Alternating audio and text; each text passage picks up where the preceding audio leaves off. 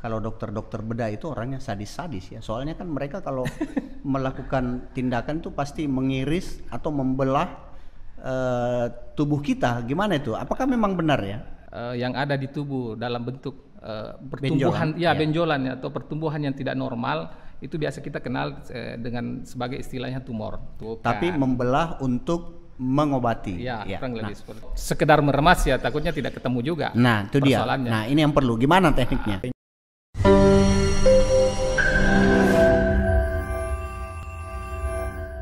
Assalamualaikum warahmatullahi wabarakatuh. Apa kabar teman IDEA? Kembali bersama saya Dr. Anas Ahmad dalam IDEA Podcast, Zona Bebas Bicara.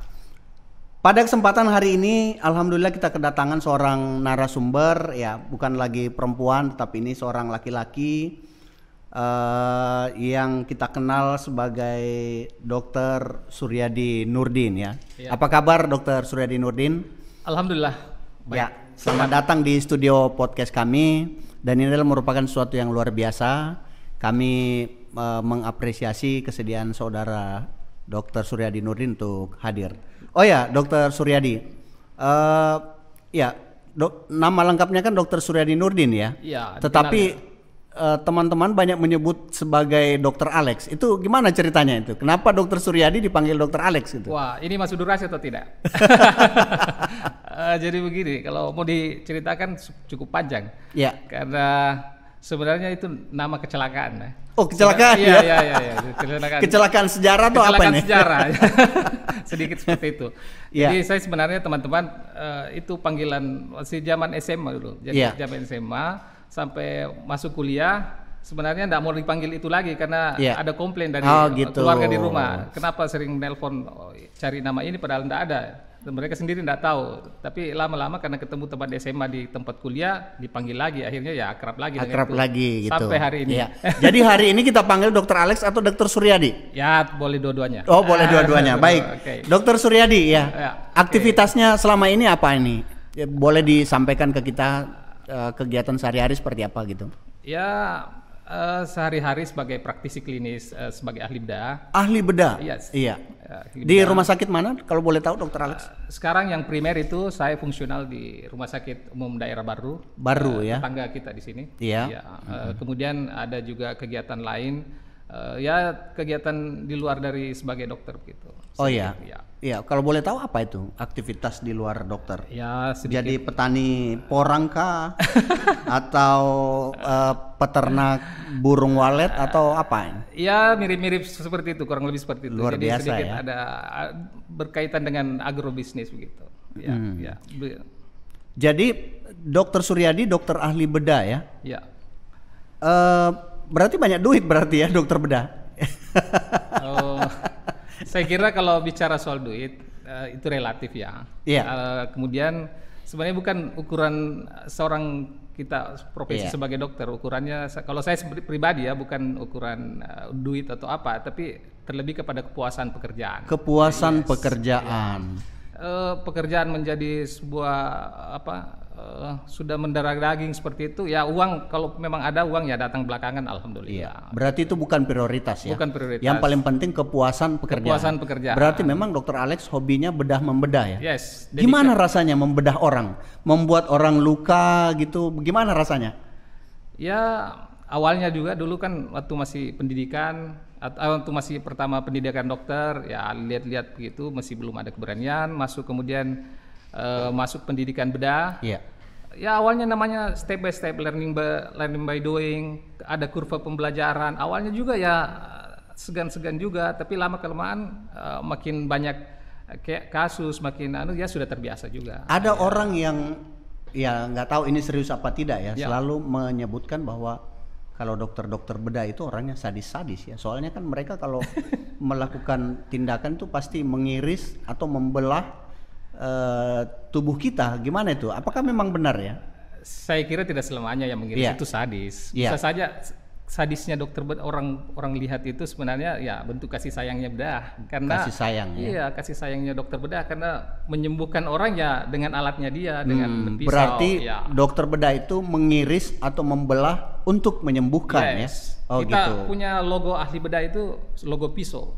Logo pisau ya? Yes, pisaunya itu bukan pisau kriminal, tapi pisau kasih sayang sebenarnya. Jadi memang membuat luka tetapi bukan kriminalis ya, bukan sadistik, tapi membelah untuk mengobati. Ya, kurang lebih seperti itu. Nah selama ini Dokter Alex, saya kayaknya lebih akrab dengan Alex ya. Ya, tidak apa-apa. Ya.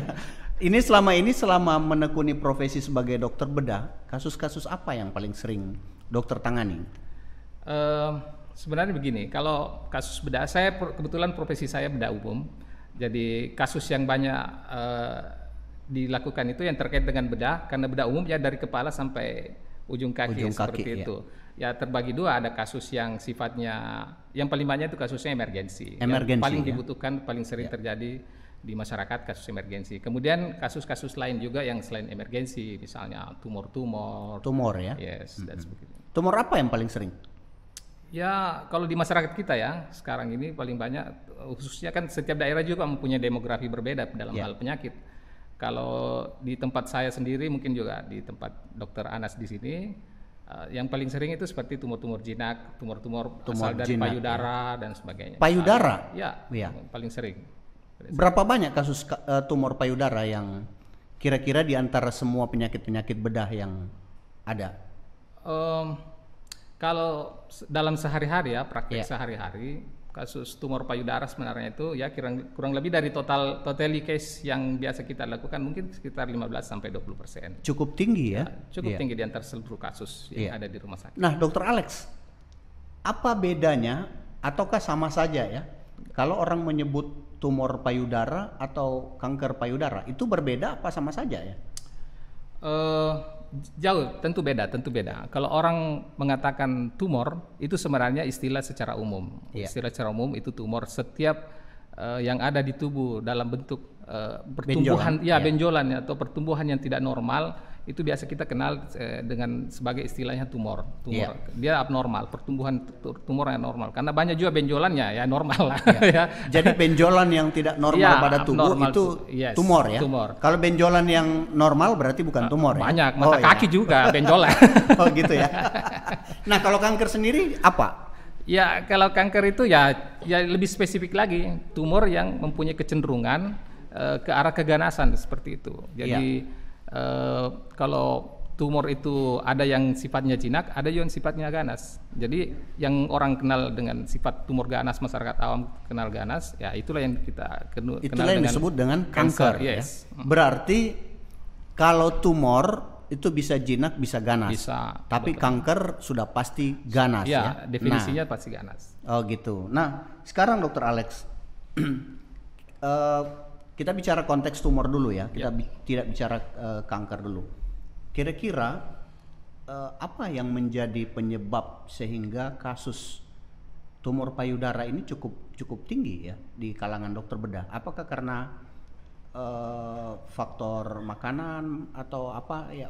Seperti apa Dokter Alex melihatnya? Kalau kita bicara penyebab sebenarnya, kalau secara teoritis tumor-tumor payudara itu sebenarnya belum diketahui penyebab dengan secara pasti. Tapi kalau dalam secara teori yang kita kenal adalah faktor-faktor predisposisi. Ada kasus-kasus tertentu, misalnya orang gampang terkena kanker. Misalnya kebiasaan makanan tidak sehat, junk food. Makanan tidak sehat ya. Contohnya, atau misalnya mempunyai keluarga yang ada riwayat kanker payudara juga. Berarti faktor genetik ya. Bisa juga. Itu bisa menurun ya. Jadi misalnya mama saya atau nenek saya pernah kena kanker payudara, ada kemungkinan saya juga kena begitu. Bisa. Tapi kalau menurut American Cancer Society itu sekitar 5-10%. Oh, ini luar biasa nih sudah bicara Amerika ini. Itu sedikit canggih-canggih itu. Database-nya. Jadi selebihnya sebenarnya lebih banyak kan kalau secara data ilmiah, data riset itu lebih banyak kasusnya yang sporadis. Artinya muncul tanpa tidak ada faktor predisposisi yang jelas, tidak diketahui. Tiba-tiba kok saya menderita kanker payudara, ibu saya tidak ada yang positif, tidak ada penggunaan hormon dan sebagainya. Jadi dia lebih cenderung muncul secara sporadis. Makanya ada tidak kondisi-kondisi tertentu pada seseorang yang bisa menjadi faktor penyebab munculnya tumor payudara yang mengarah ke keganasan ini? Ya, misalnya terlambat menikah atau apa, Yes. ada enggak? Ya. Ya, kalau secara teoritis sebenarnya ada ya. Iya. Jadi ada beberapa yang menjadi faktor predisposisi terjadinya kanker payudara. Misalnya memang pada riset menunjukkan bahwa ada hubungan yang terkaitan antara misalnya faktor lambat menikah gitu. Lambat menikah ya. Kemudian tidak memiliki anak. Gitu, Orang yang tidak memiliki anak Yes. yang sudah menikah waktu lama itu beresiko ya. Berisiko. Iya. Ada yang menghubungkan dalam hal dari riset bahwa terkait dengan mungkin faktor hormonal dan Iya. sebagainya. Ini salah satu resiko ya. Risiko. Ya. Kalau frekuensi haid atau cepat tidaknya haid itu berpengaruh enggak? Bisa juga. Itu masuk faktor yang dikaitkan juga dengan terjadinya kanker payudara. Karena ada yang haidnya misalnya di umur 9 tahun, remaja masih sudah 9 tahun. Berarti sudah cepat ya, cepat haid. Artinya apa? Ada juga yang nanti 14, 15 baru mulai haid pertama. Iya. Artinya apa? Dia sebenarnya mengalami paparan hormonal yang sudah lebih awal, Lebih gitu. cepat, Iya, karena memang kanker payudara itu kita kenal sebagai hormon cancer atau tumor yang dependen hormon. Jadi sangat terkait atau dipengaruhi oleh situasi hormonal. Iya. Jadi termasuk haid itu kan bagian dari siklus hormonal setiap manusia. Kalau makanan-makanan tertentu ada enggak yang kira-kira dapat dipikirkan sebagai salah satu jenis makanan yang bisa memicu timbulnya tumor payudara itu sendiri? Kalau penyebab pasti tidak ada, penyebab pasti. Tapi akhir-akhir ini riset-riset terdahulu juga menunjukkan bahwa memang ada banyak beberapa makanan-makanan yang dituduh, dituduh ya dalam tanda kutip. Tanda kutip ya. Dituduh misalnya makanan-makanan yang berbahan pengawet gitu. Itu terutama yang banyak dituduh sebagai misalnya makanan-makanan kaleng, makanan-makanan junk food yang seperti itu. Karena mungkin faktor itu tadi faktor bahan pengawet yang terkandung di dalamnya dibandingkan bahan yang diolah langsung dari yang dibeli misalnya di rumah tangga langsung diolah gitu dibanding. Nah, Dokter Alex, ini kalau sudah mengarah ke kanker, apa masih bisa diobati? Ya, tentu ada harapan. Setiap penyakit tentu ada harapannya ya.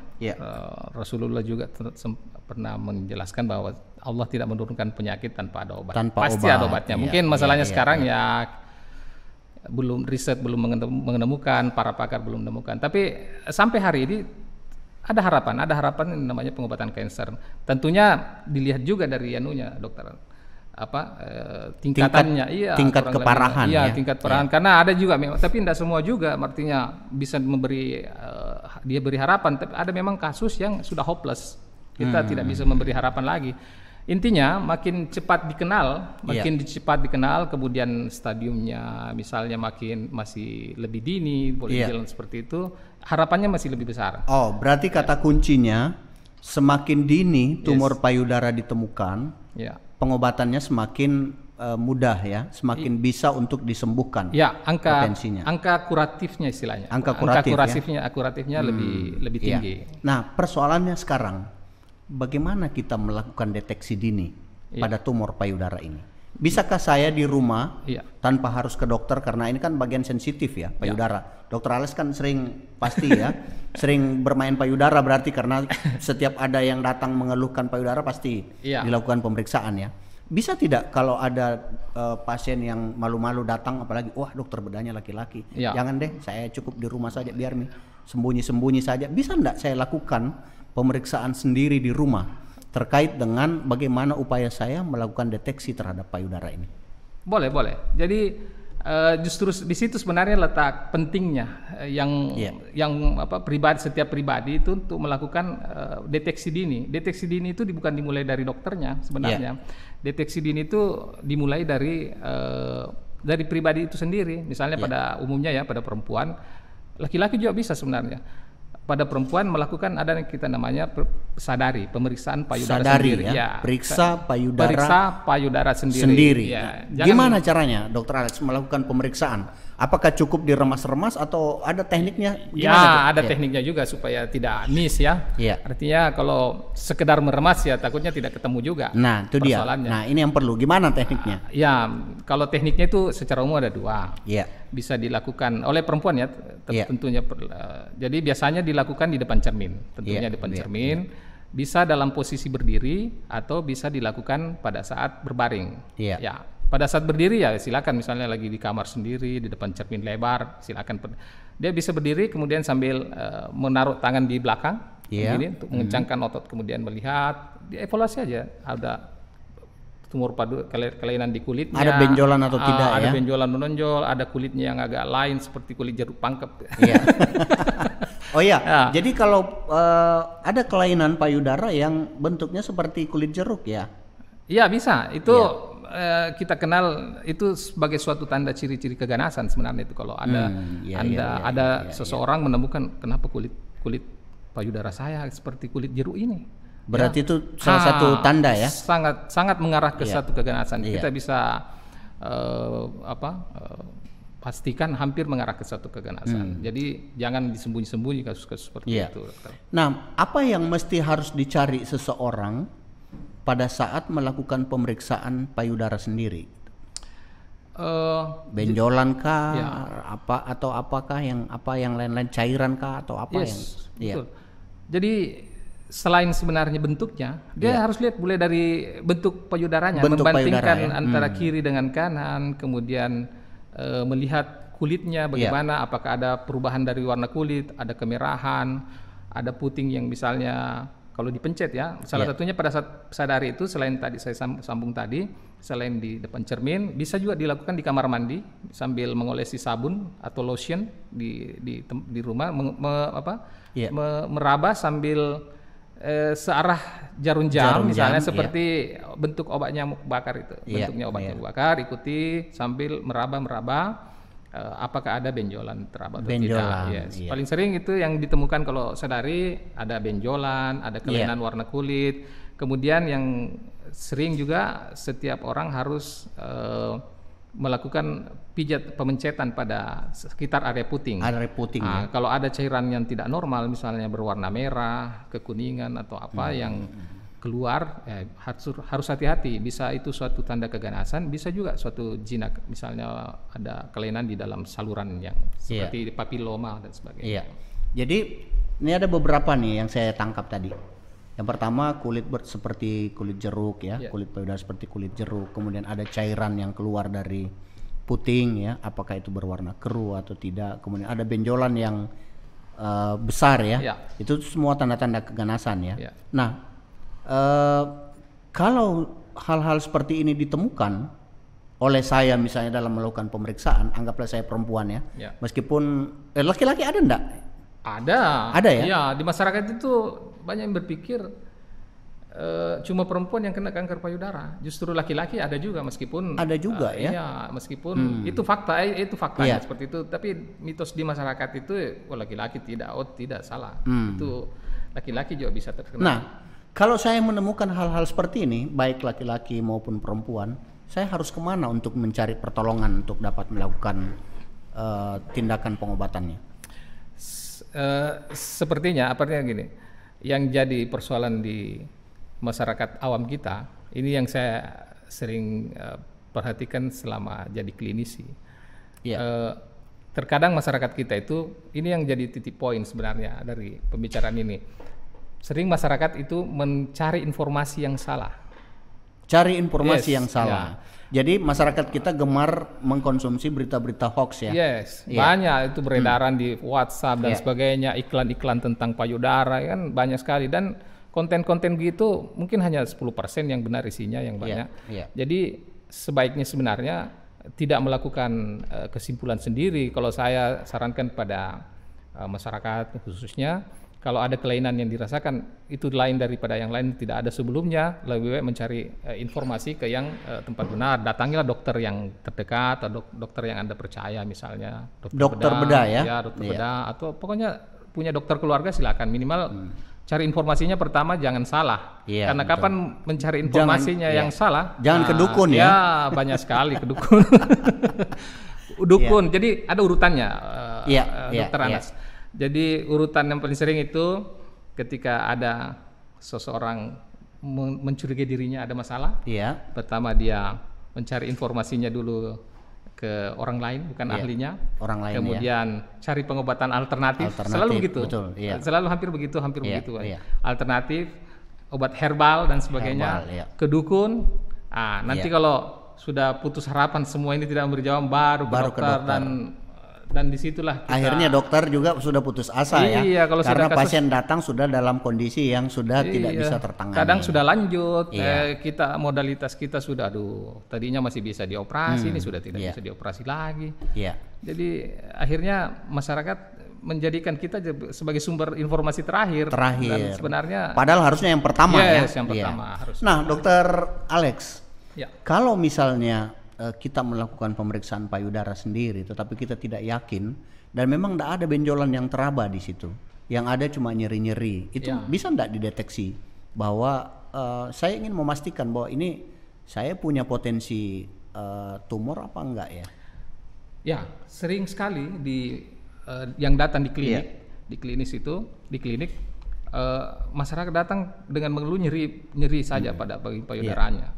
Kalau tergantung juga sebenarnya. Kadang faktor nyeri-nyeri itu tidak spesifik istilahnya. Bisa banyak hal yang terjadi di situ.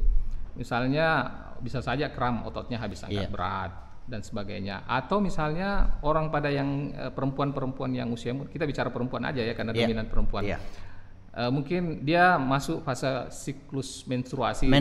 Harus ditahu juga itu apakah dia lagi dalam fase siklus menstruasi. Berarti pada fase menstruasi itu kadang-kadang payudara juga membengkak dan nyeri ya?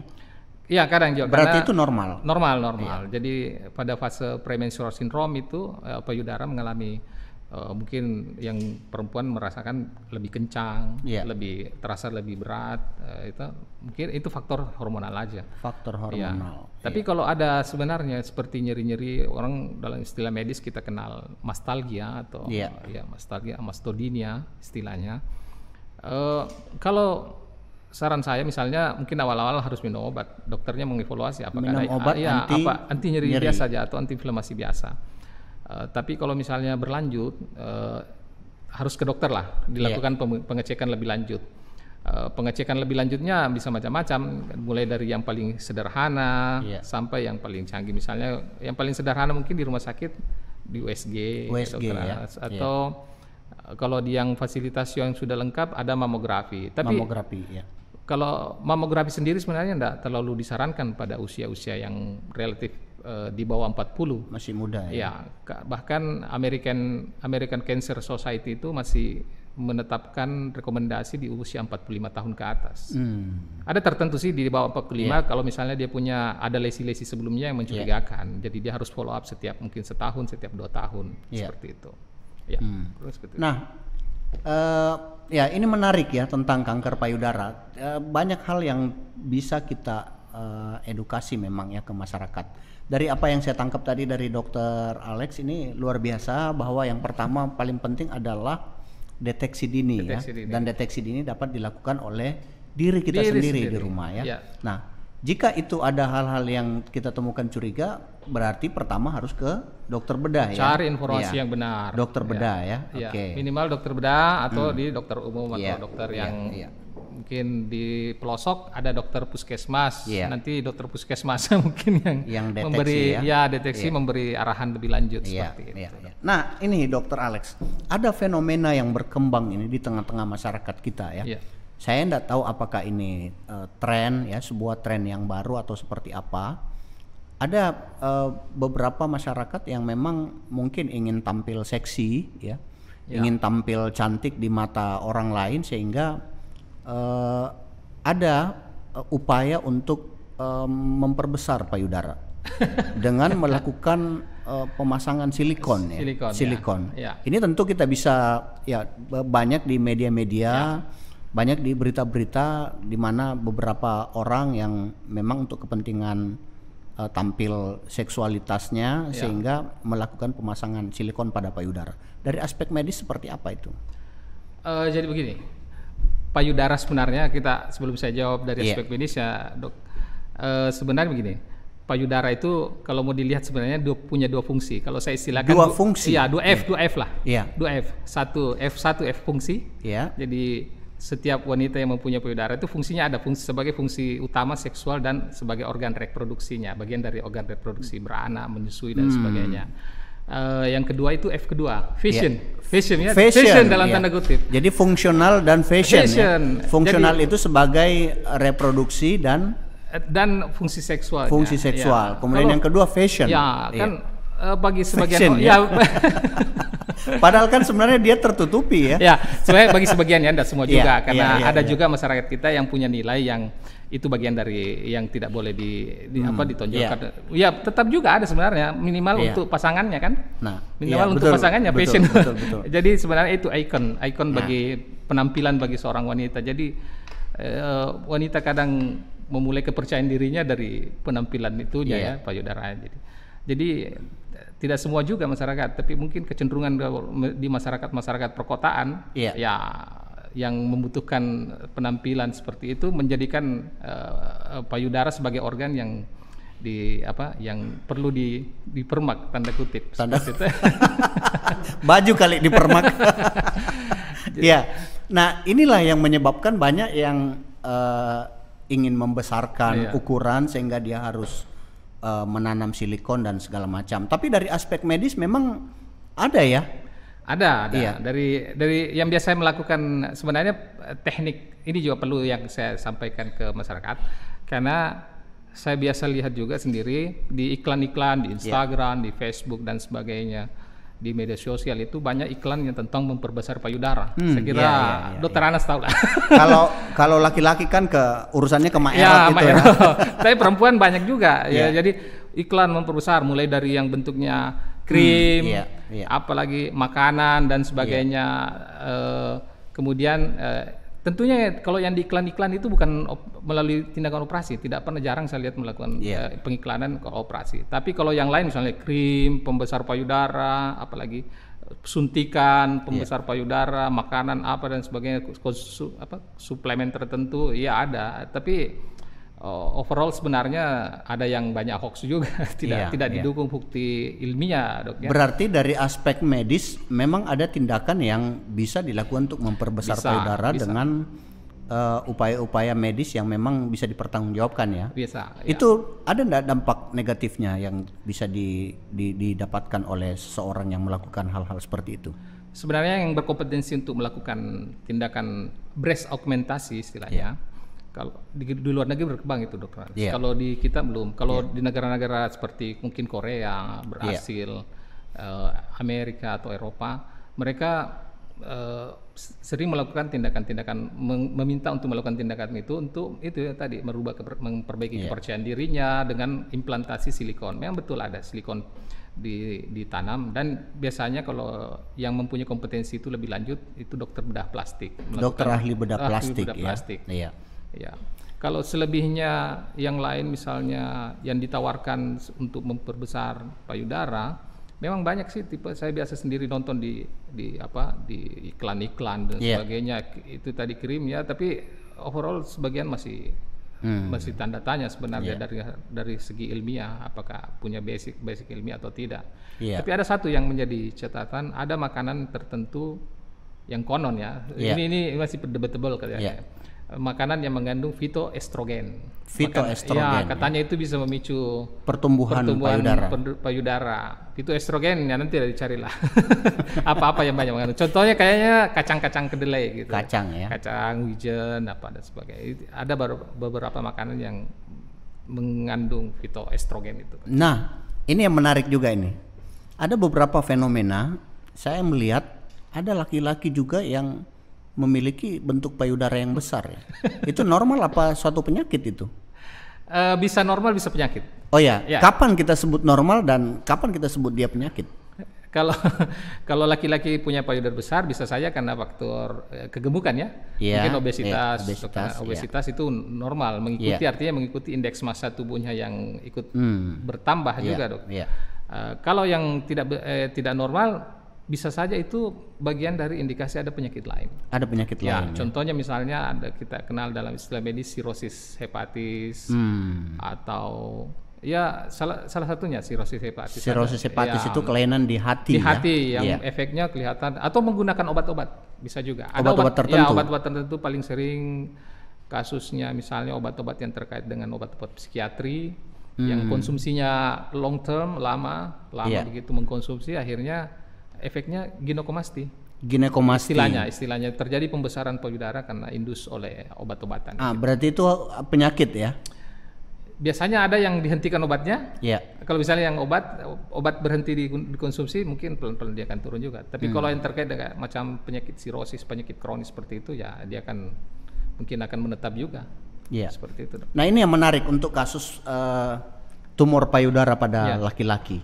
Biasanya seperti apa kejadiannya? Apakah karena tumbuh sendiri atau trauma atau apa? Kemudian bagaimana penanganannya untuk laki-laki?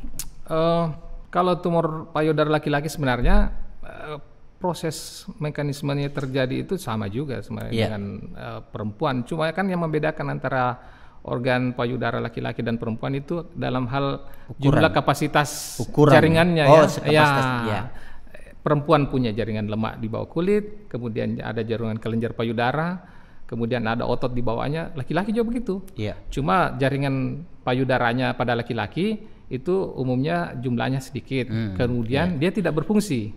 Iya. Artinya boleh bilang tidak fungsional karena tidak dipengaruhi oleh hormon tertentu. Misalnya pada perempuan hormon kewanitaan ya. Misalnya orang wanita menyusui, ada faktor hormon oksitosin yang mempengaruhi pertumbuhannya sehingga kelenjarnya aktif menghasilkan air susu. Tapi pada laki-laki tidak. Tapi namanya semua sel ya bisa menghasilkan berubah jadi suatu keganasan atau tumor dan sebagainya, Dok. Berarti kalau laki-laki yang memiliki ukuran payudara besar itu tidak normal, sebaliknya juga begitu ya. Ya. Ini memang biasa menjadi hal-hal yang menjadi yang membuat seseorang menjadi minder untuk bergabung di masyarakat ya. Nah, ini memang perlu diluruskan, Dr. Alex. Sehingga kalau saya melihat bahwa payudara itu tidak hanya sekedar pada fashionnya, tetapi yang paling penting adalah fungsinya ya. Fungsinya. Nah, ini mungkin yang ya kalau orang tidak lagi melihat sebagai sebuah fungsi, tetapi sebagai sebuah fashion. Nah, ini memang perlu diluruskan. Nah, untuk poin-poin ini apa yang menjadi pesan-pesan Dr. Alex untuk teman-teman IDEA terkait dengan kanker payudara ini? Ya, mungkin yang paling utama selalu saya pesankan dalam hal klinis jangan pernah mencari informasi yang salah, jangan mencari informasi yang salah. Ya. Itu yang paling pertama. Bila ada kelainan, kemudian selalu aware dengan melakukan pemeriksaan secara reguler atau secara rutin terhadap payudara sendiri. Gitu, berarti kalau kita merasa punya potensi ya, baik dari faktor genetik atau yang lain-lain, maka harus intens melakukan pemeriksaan payudara sendiri ya. Sadari ya. Iya. Ada memang yang kalau di luar negeri ya, Dok. Di sana boleh bilang ya sudah ada fasilitas lebih mudah, misalnya pemeriksaan genetik. Kalau misalnya ada orang tuanya yang atau dari neneknya yang mempunyai riwayat kanker payudara, mereka di sana bisa melakukan pemeriksaan namanya genetik, pemeriksaan BRCA1, BRCA2. Itu khusus, itu kode genetik tertentu. Pada orang-orang tertentu yang mempunyai positif atau kecenderungan positif gen ini, itu berisiko terjadi lebih tinggi dibandingkan wanita atau yang tidak memiliki gen itu. Sambil contoh case seorang artis Hollywood, saking takutnya mungkin ya, karena orang tuanya ada riwayat kanker payudara, dia sendiri tes genetiknya positif gitu, mempunyai faktor risiko tinggi, dia melakukan di luar negeri itu sudah berkembang, Dok, yang namanya istilah preventif. Pencegahan ya, mastektomi preventif. Jadi diangkat payudaranya tanpa indikasi apa-apa. Tahu ini siapa tahu artisnya? Ya? Saya sudah tahu ini. Itu sudah tahu. Siapa artisnya? Inisialnya AJ. AJ. Inisialnya AJ. Kurang, Ya. Kurang Ya, lebih. memang artis ini konon ya, Ya. sudah melakukan pengangkatan kedua payudara Ya, karena dia takut terkena kanker karena memiliki riwayat genetik ya. Ada orang riwayat orang tua yang memiliki riwayat kanker, dia tidak mau terkena, akhirnya dia buang payudaranya. Buang, ganti dengan yang silikon tadi ya. Yang silikon tadi. Di luar negeri sudah begitu. Nah, kalau gimana itu perspektif medis seperti apa, Dok? Apakah memang kita harus seperti itu atau kayak gimana? Kalau di Indonesia yang banyak memberikan rekomendasi sebenarnya itu yang kalau ahli bedah tumor dari Prabowo. Iya. Setahu saya sampai hari ini belum merekomendasikan. Belum merekomendasikan untuk dilakukan tindakan mastektomi preventif. Ini sebenarnya adalah sebuah tindakan atau langkah yang bodoh ya. Tanda kutip ya. Atau berlebihan. Ketakutan mungkin. Ya. Berarti yang paling penting kita adalah cukup sadari. Periksa payudara sendiri. Jika ada tanda-tanda segera datangi Dr. Suryadi Nurdin ya. Kalau dekat dari baru. Iya. Ini menarik ya. Apalagi Dr. Alex yang perlu disampaikan kira-kira? Yang utama juga untuk remaja-remaja kita, itu kan 80% saya bilang tadi dari awal, kurang lebih 8. Kalau ada 10 wanita yang mempunyai tumor benjolan di payudara, 8-nya itu potensinya hanya jinak. 8 dari 10 yang mempunyai tumor payudara potensinya jinak. Jadi hanya 2 kemungkinan yang jadi ganas. Dan umumnya pada ada adik-adik kita yang masih remaja-remaja, anak-anak kita yang masih remaja, sebisa mungkin itu pesan ketiga mungkin dari take home message-nya, jangan mengkonsumsi terlalu sering, apalagi budaya kita sekarang berubah lebih serba instan ya. Makanan-makanan yang terkait dengan pengawet seperti itu, berbahan pengawet banyak sekali. Meskipun karena bahan-bahan pengawet tertentu itu dikaitkan atau dijadikan predisposisi terjadinya suatu keganasan, bukan cuma keganasan payudara, Dok. Jadi mungkin ada yang lain juga yang bisa timbul, penyakit-penyakit lain juga. Artinya tidak bagus untuk dikonsumsi yang terlalu sering, terlalu terus-menerus begitu dan sebagainya. Kalau sekali-kali mungkin tidak apa-apa. Tidak mutlak juga dilarang. Baik, Dr. Alex, terima kasih waktunya. Kata kunci kita pada kesempatan ini adalah bahwa kanker payudara masih dapat diobati. Dan jika menemukan tanda-tanda kanker payudara, segera mendatangi dokter ahli bedah. Karena dokter ahli bedah adalah dokter yang bisa langsung melakukan penanganan terhadap semua bentuk tumor, baik itu tumor jinak maupun tumor ganas. Baik teman IDEA, sampai di sini perjumpaan kita. Sampai ketemu di lain waktu. IDEA Podcast, Zona Bebas Bicara. Wassalamualaikum warahmatullahi wabarakatuh. Waalaikumsalam warahmatullahi wabarakatuh.